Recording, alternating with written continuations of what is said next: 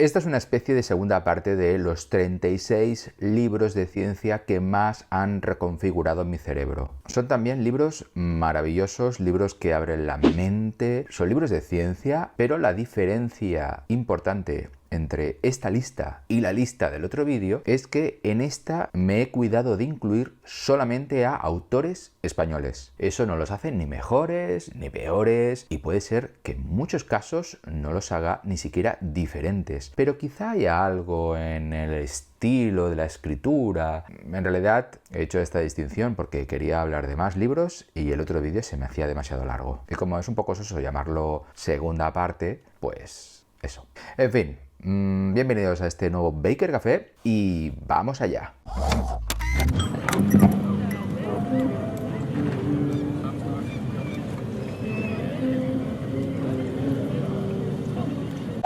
La ciencia en la literatura, de Xavier Durán.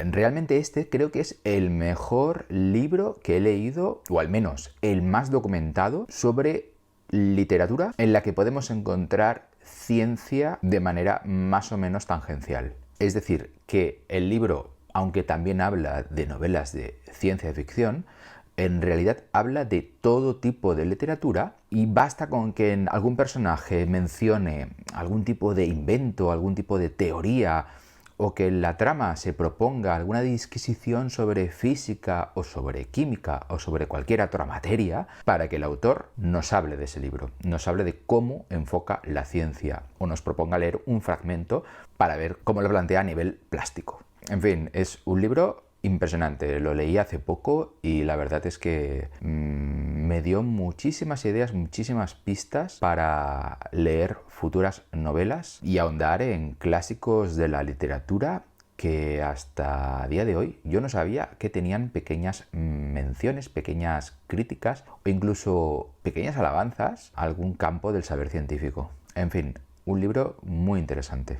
¿Sabías que en Las olas de Virginia Woolf, publicada el 8 de octubre de 1931, se habla de la teoría cuántica hasta el punto de que se sugiere que la autora había leído obras divulgativas acerca de la relatividad para documentarse? Del mito al laboratorio, de Daniel Torregrosa. Otro libro delicioso donde se mezcla literatura, arte, mitología, ciencia, todo de una manera tan bien hilada que la verdad es que, en fin, siento esta envidia de este libro. Siento envidia de no haberlo escrito yo. Y además siento envidia de la buena idea de partida, porque nunca se me había ocurrido que la mitología podía ser un hilo conductor tan estupendo para contar historias de ciencia, tanto a nivel pragmático como a nivel estético, a nivel plástico. Yo creo que esto es un ejemplo perfecto de storytelling, ahora que se llama así moderno. Por ejemplo, Procusto, que fue el hijo de Poseidón, tiene una historia detrás que ha permitido que su nombre sirva para acuñar un síndrome psicológico y un término matemático. Al concluir este capítulo, pues, uno ha aprendido acerca de un personaje mitológico, sobre psicología, sobre matemáticas y sobre informática. Los renglones torcidos de la ciencia, de Eugenio M. Fernández Aguilar. Eugenio, qué duda cabe, es un autor prolífico. Pero es que además de prolífico, todos los libros que saca son buenos. No falla ni una. Todos tienen algo especial. Y como en la lista no quería repetir autores, pues al final me he decidido por este, porque me parece que es el más original a nivel formal. La clave en la que incide Eugenio en su libro, la que considera que vertebra el progreso de la ciencia, es que los científicos deben trabajar en equipo, así como que la investigación en ciencia básica resulta fundamental como argamasa para construir lo que venga luego. Para demostrarlo, teje 10 historias con gran destreza alfanumérica y concluye con un tratamiento glorioso, casi a modo de corolario, de cómo se concibió la tomografía de emisión de positrones y en cómo fueron muchas ideas y desarrollos de disciplinas adyacentes los que permitieron su existencia. Ausencia, el cáncer y yo, de Carmen Rodríguez y Sergio Castro.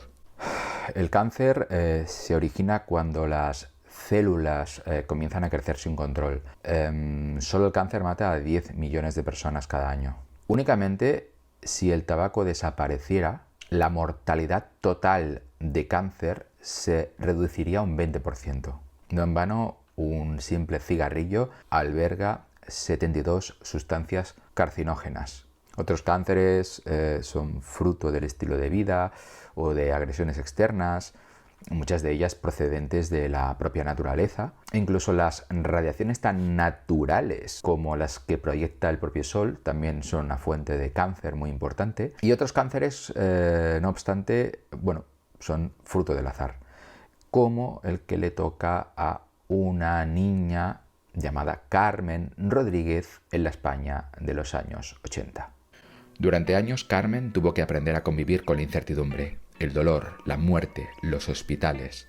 No obstante, se enfrentó a todo ello con optimismo, si bien también en los libros encontró cierto refugio. Todas esas lecturas le llenaron el zurrón de regalos, una manera particular de ver el mundo, propia de quienes han viajado mucho, así como una sensibilidad muy especial para captar la belleza incluso en las cosas más feas. Pero lo que hace especial al libro no es solo su capacidad de introducirnos en primera persona en la forma de afrontar un cáncer en una niña de la España de la década de los 80, sino también su lúcida capacidad para criticar a curanderos depravados y santos magufos, valga la redundancia, así como su respeto por la ciencia y el conocimiento como las más importantes herramientas para combatir y quizá vencer algún día al cáncer.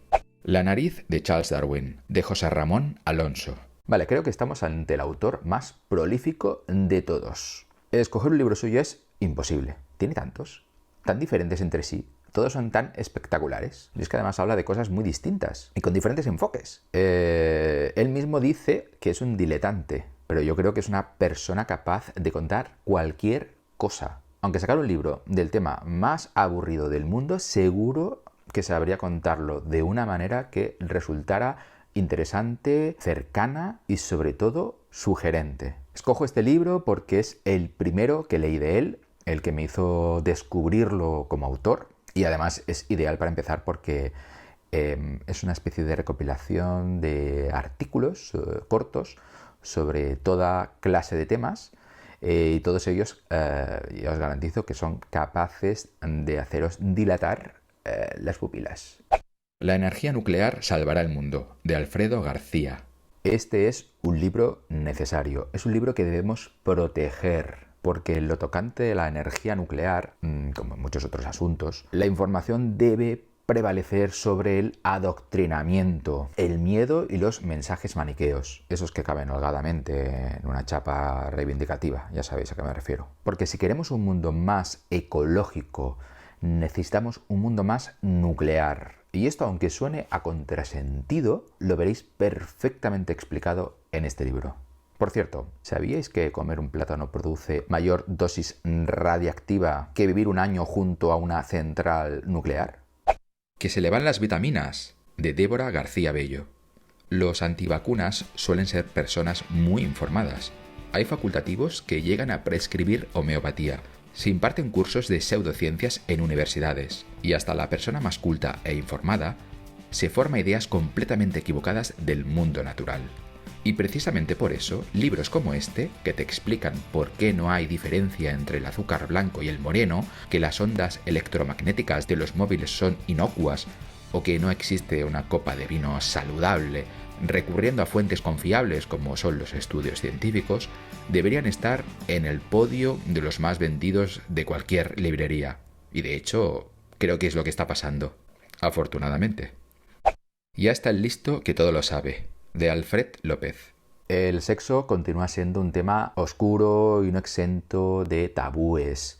Aunque creamos que todo el mundo sabe de todo y que habla abiertamente sobre ello, no es cierto, o al menos no es cierto del todo. Aún hay vergüenza, aún hay cierto analfabetismo, hay muchos mitos y por eso este libro es necesario y además es muy divertido. En ese sentido, el libro no solo sirve para satisfacer las típicas curiosidades sexuales que todos tenemos y que no nos atrevemos a verbalizar a veces, sino también aviva nuestra curiosidad acerca de temas que están íntimamente ligados a los estrictamente sexológicos. Ya sabéis, historia, psicología y demás. En fin, un libro que todos debemos leer, aunque sea a escondidas. Un científico en el supermercado, de José Manuel López Nicolás. Este impresionante libro es un recorrido mundano por todo lo que nos rodea, sacando a relucir con un prisma científico lo que vale la pena resaltar, corroborar o cuestionar.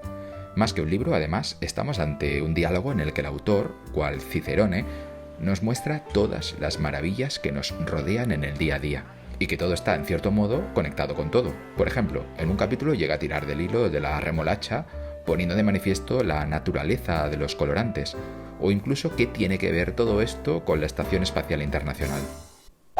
El ojo desnudo, de Antonio Martínez Ron. Lo primero que te viene a la cabeza cuando acabas de leer este libro es la palabra orgánico. Lo bien que está cohesionado todo. Es casi como leer una novela, rica en detalles y llena de personajes interesantes. Pero lo mejor de todo es que es completamente real. Es un viaje que va desde el origen mismo de las miradas hasta la forma en la que intentamos observar los confines del universo. Todo lo que vemos, todo lo que no podemos ver, todo lo que hemos conseguido ver, en fin, de todo esto y demás habla este libro, que de verdad es una delicia de lectura.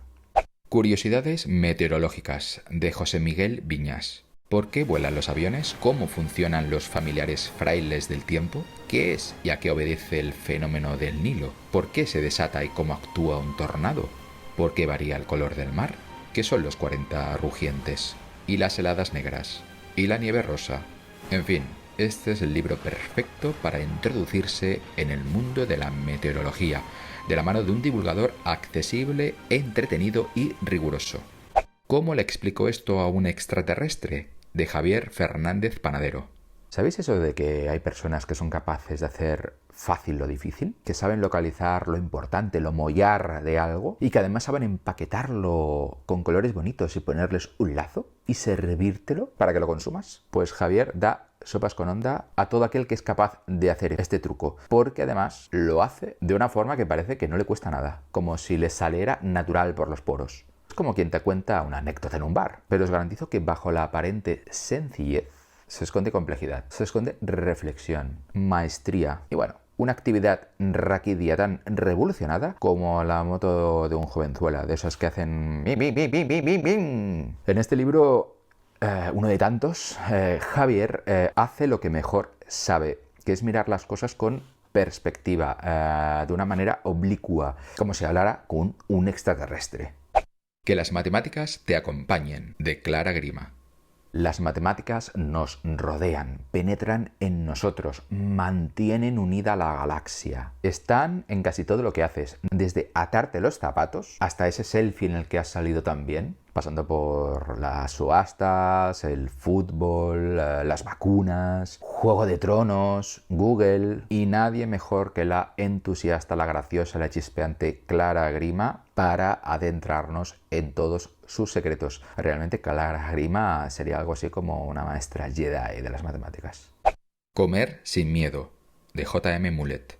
Vivimos en tiempos de quimiofobia. A la vez que buscamos la tecnología más sofisticada, en el ámbito de la comida, paradójicamente, la rechazamos y buscamos comida, pues lo típico, hecha por la abuela, tradicional, natural, orgánica, biológica. Sin embargo, lo natural no es necesariamente más saludable que lo químico. De hecho, la diferencia entre natural y químico, digamos que es difusa. Y es difusa porque la naturaleza no nos da de comer. La mayoría de las sociedades que viven en la naturaleza presentan deficiencias en la nutrición. La mayoría de las cosas que comemos solo existen gracias a la intervención humana. Todas las especies que nos dan de comer han sido seleccionadas, criadas y domesticadas. En fin, Mulet es el autor ideal para empezar a quitarse la venda de los ojos y aprender cómo la biotecnología puede salvar el mundo. Tiene muchos libros sobre el tema, pero este fue el primero y siempre tendrá un rincón reservado en mi corazoncito, bueno, en mi masa gris. El ladrón de cerebros, de Pere Estupiñà. El ladrón de cerebros es un recorrido por las cuestiones más candentes de la ciencia en píldoras de fácil digestión. Neurociencia, cosmología, genética, psicología humana, sociología de la ciencia o cambio climático. La lectura es ciertamente muy asequible, sin embargo poco a poco la píldora tendrá efectos en nuestro organismo. Tendremos ganas de más, ganas de discutir, de aprender y de reflexionar. Así que este libro es algo así como una dinamo neuronal que os generará toda clase de debates interesantes, tanto con otros como con vosotros mismos, porque aunque no lo creáis, hay gente que debate consigo mismo y en voz alta incluso. Editando Genes, recorta, pega y colorea, de Lluís Montoliu. La edición genética ha dado un salto cuántico gracias a las herramientas como el CRISPR, descubiertas en bacterias por un microbiólogo español, Francis Mójica, en unas salinas de Alicante. En los últimos años no hemos parado de hablar de CRISPR, el bautizado como bisturí molecular, y es que efectivamente CRISPR-Cas9 es capaz de cortar el ADN con una precisión nunca vista. Pero, ¿cómo empezó todo? ¿Hasta dónde podremos llegar? Lluís es uno de los que más sabe del tema, y lo notaréis a las pocas páginas de empezar este fascinante libro. El secreto de Prometeo y otras historias de la tabla periódica de los elementos, de Alejandro Navarro. A alquimistas y exploradores, clérigos geniales y sabios dormilones, emperadores codiciosos y hombres que juegan a ser Dios. Uno de los mayores defectos de la enseñanza arreglada de la química es que rara vez se introducen en ella los relatos y las anécdotas que abundan en su historia y que ayudan a comprender perfectamente su importantísimo impacto sobre todos los aspectos de nuestra sociedad. En definitiva, un libro muy entretenido, bien escrito, de un autor que además es extraordinariamente prolífico. Sabias, de Adela Muñoz. Se han escrito muchísimos libros sobre científicas olvidadas o el papel importante de la mujer en el progreso científico, pero sin duda este libro es el que siempre me ha parecido el mejor documentado y también el mejor escrito. Además, tiene un capítulo donde se hace hincapié en científicas españolas que os garantizo que la mayoría de ellas no conoceréis de nada, no os van ni a sonar. En fin, imprescindible para tener una comprensión sin duda mucho más poliédrica de la ciencia, de la historia de la ciencia. Respuestas sorprendentes a preguntas cotidianas, de Jordi Pereira. Todas las cosas que nos rodean pueden ser susceptibles de ser preguntadas una y otra vez. Como el niño que pregunta, ¿y esto por qué? ¿Y esto por qué? ¿Y esto por qué? Cada pregunta además puede ir penetrando capa a capa en una mayor comprensión de la realidad. Esto es lo que podemos descubrir en este aparente libro sencillo de preguntas y respuestas, donde sin duda el autor no se queda en la superficie. Y también es un libro que nos demuestra que muchas preguntas que parece que en principio van a recibir respuestas muy obvias, en el fondo, bueno, pues las cosas tienen mucho más lío de lo que parece. La izquierda Feng Shui, de Mauricio José Schwartz. Bueno, el método científico, digámoslo ya, es el sistema más depurado, mejor refinado para acumular conocimientos empíricos, difícilmente alcanzables por cualquier otro medio intelectual. Muchas personas, sin embargo, prefieren conducirse por el pálpito, por la falacia de autoridad, por el amifuncionismo. Un pensamiento débil que ha arraigado sobre todo en las universidades de humanidades a raíz del mayo del 68. El affair de Social Text pone en evidencia hasta qué punto de degeneración intelectual hemos llegado, donde se premia lo confuso y lo críptico, lo falso, sobre lo expresado con claridad y hablado por pruebas y evidencias. El reino ignorado, de David González Jara. Los humanos nos alimentamos de más de 5.000 especies vegetales diferentes y 18.000 de ellas tienen fines medicinales. El 21% de todas ellas, sin embargo, se encuentra en peligro de extinción debido mayormente al cambio climático, la pérdida de hábitat, las enfermedades y las especies invasoras. Las plantas son fascinantes y David consigue contagiarnos de esa fascinación a través de su prosa. El cerebro en su laberinto, de María José Mas. Con la prosa precisa y cuidada de quien lleva tras de sí muchísimas lecturas, la neuropediatra María José Mas ha escrito aquí un libro que, por un lado, tiene una parte docta, pero también tiene una parte muy divulgativa, muy accesible, propia de alguien que, sin duda, se sabe explicar y está acostumbrada a tratar con pacientes preocupados por diferentes problemas en el neurodesarrollo de sus hijos. María José no se limita a presentar los posibles trastornos del neurodesarrollo, sino que también se aventura en la procelosa tarea de conceptualizarlos hasta el punto de tratar de definir qué es un cerebro normal. Porque determinar que un cerebro es bueno o malo, correcto o incorrecto, o que funciona bien o mal, depende de para qué. Hay contextos donde unos tipos de cerebro son más propicios que otros. Una selva de sinapsis, de Ignacio Crespo.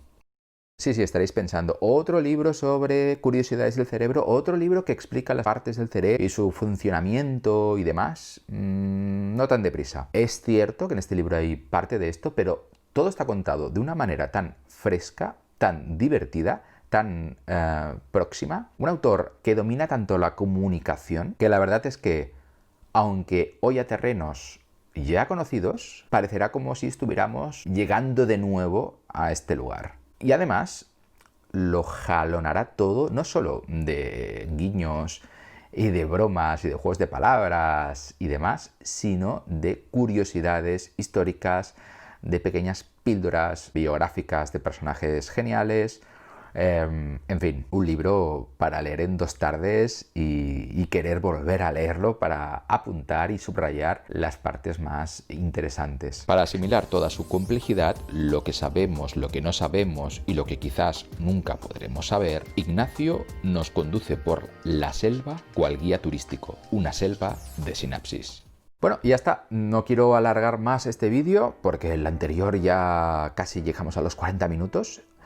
Y seguramente me he dejado, seguramente a ciencia cierta, me he dejado muchísimos libros en el tintero. A lo mejor tendría que organizar una tercera parte de esta saga de vídeos sobre libros. Pero como no hay tiempo para más, si queréis, en la caja de comentarios podéis sugerir títulos que creáis que me he dejado que son importantes reflejar en este vídeo. Y también comentarme qué os ha parecido la selección, si los habéis leído todos, cuántos habéis leído, si estáis de acuerdo con mi opinión y en caso de que no lo estéis, pues me tiráis tomates, como veáis. Nos vemos a la próxima. Hasta luego.